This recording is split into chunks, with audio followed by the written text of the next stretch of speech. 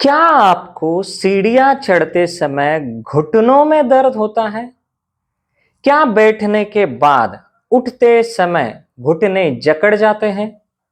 क्या चलते समय कट कट ऐसी आवाज आती है?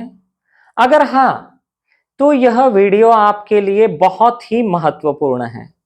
आज मैं आपको यह बताऊंगा कि घुटनों का दर्द क्यों होता है, इसके मुख्य कारण क्या है और ऐसे कौन से उपाय हैं जो लंबे समय तक आपको घुटनों के दर्द से मुक्त कर देंगे, मतलब हमेशा के लिए आपके घुटनों का दर्द खत्म हो जाएगा। तो सबसे पहले हम ये जानते हैं कि घुटनों का दर्द क्यों होता है। घुटना हमारे शरीर का सबसे महत्वपूर्ण जोड़ है। जब आप चलते हैं या दौड़ते हैं या सीढ़ियां चढ़ते हैं या जमीन पर बैठते हैं या उठते हैं, तब हमारे पूरे शरीर का भार घुटनों पर आता है।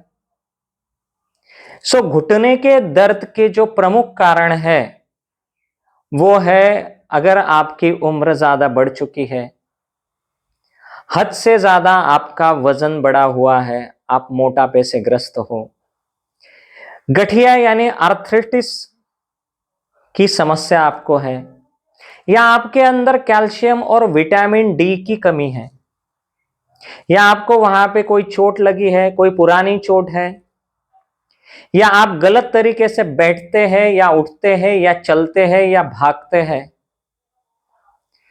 लंबे समय तक शारीरिक गतिविधि आपकी कम हो गई है, मतलब आप ज्यादातर बैठे काम करते हैं।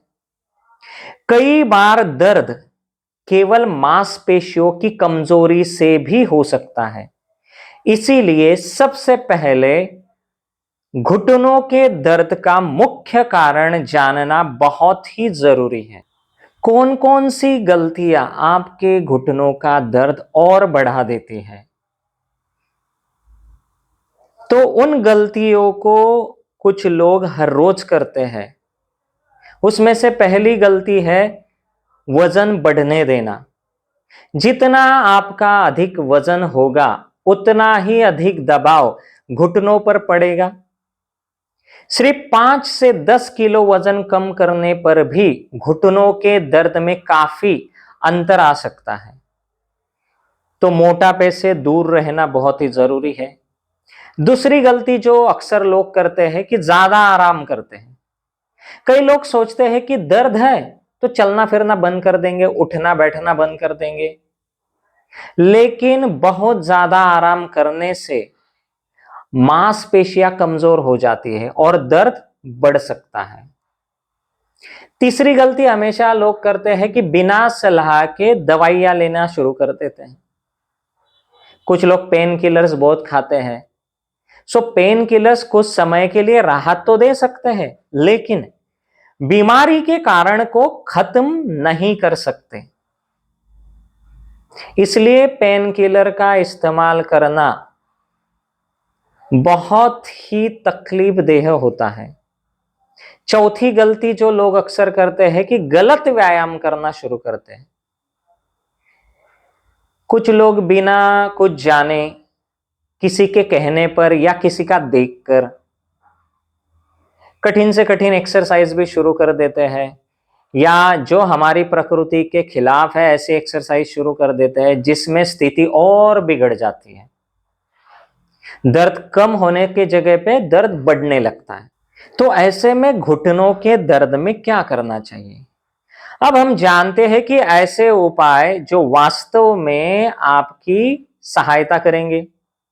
सबसे पहला उपाय कि पर्याप्त मात्रा में पोषण युक्त भोजन लें। अपने भोजन में दूध, दही, मेवे, हरी सब्जियां, इनका इस्तेमाल ज्यादा से ज्यादा करें। सुबह की जो धूप होती है वो लीजिए। कैल्शियम और विटामिन डी आपके हड्डियों के स्वास्थ्य के लिए बहुत ही महत्वपूर्ण है। दूसरा पर्याय है कि आप वजन को नियंत्रित करें, अपने मोटापे को कम करें, अपने वजन को कम करें। अगर आपका वजन बहुत ज्यादा है तो धीरे धीरे वजन को कम करें, एकदम से वजन को कम ना करें। यह घुटनों के लिए सबसे प्रभावी उपायों में से एक माना जाता है। तीसरा है कि अपनी मांसपेशियों को मजबूत बनाएं।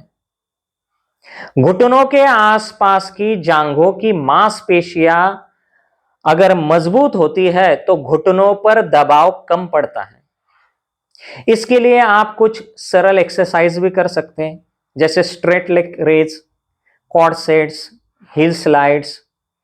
यदि आपके घुटनों में दर्द अधिक है तो पहले एक्सपर्ट की सलाह लीजिए, उसके बाद एक्सरसाइज शुरू कीजिए।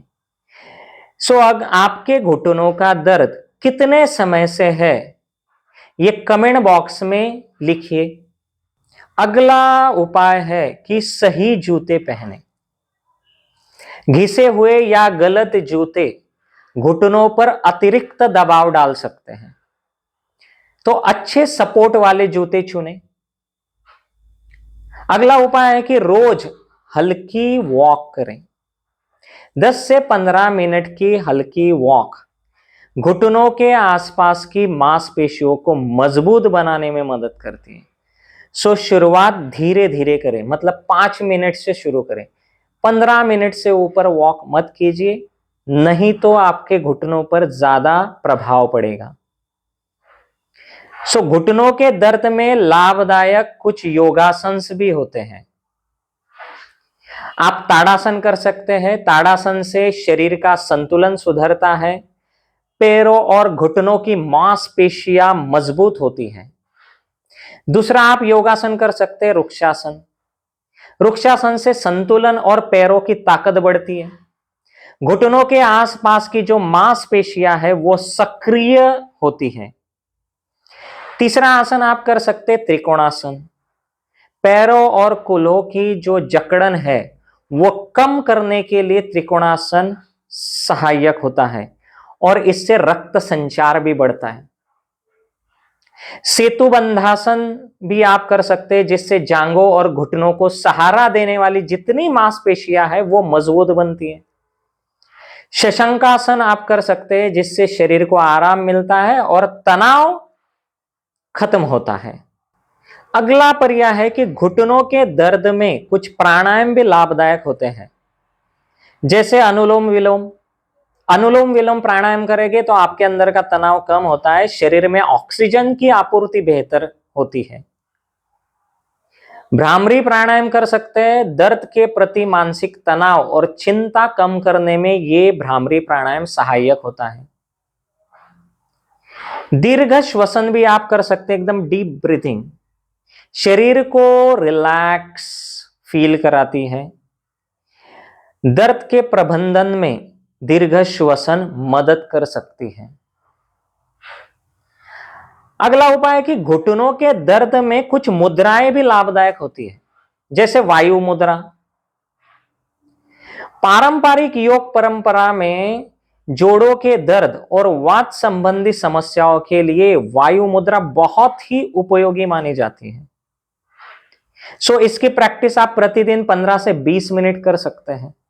इसका डिटेल वीडियो आपको हमारे चैनल पे मिल जाएगा। पृथ्वी मुद्रा भी आप कर सकते हैं, जिससे शरीर की स्थिरता और मजबूती के लिए पृथ्वी मुद्रा आपकी सहायता कर सकती है। इसको भी आप 15 से 20 मिनट कर सकते हैं। इसका भी वीडियो अवेलेबल है यूट्यूब पे। प्राण मुद्रा ऊर्जा और स्फूर्ति बढ़ाने के लिए आप नियमित प्राण मुद्रा कर सकते हैं। 10 से 15 मिनट इसकी प्रैक्टिस कर सकते हैं, जिससे आपके घुटनों में इसका बहुत सारा लाभ होगा। कुछ लोग हमें अक्सर ये सवाल पूछते हैं, क्या घरेलू उपायों से घुटनों के दर्द में राहत मिल सकती है, जैसे सरसों का तेल, हल्दी वाला दूध, गर्म सिकाई। तो कुछ घरेलू उपाय अस्थायी राहत तो दे सकते हैं, जैसे गर्म सिकाई से जकड़न कम हो सकती है। हल्दी में सूजन कम करने वाले गुण होते हैं।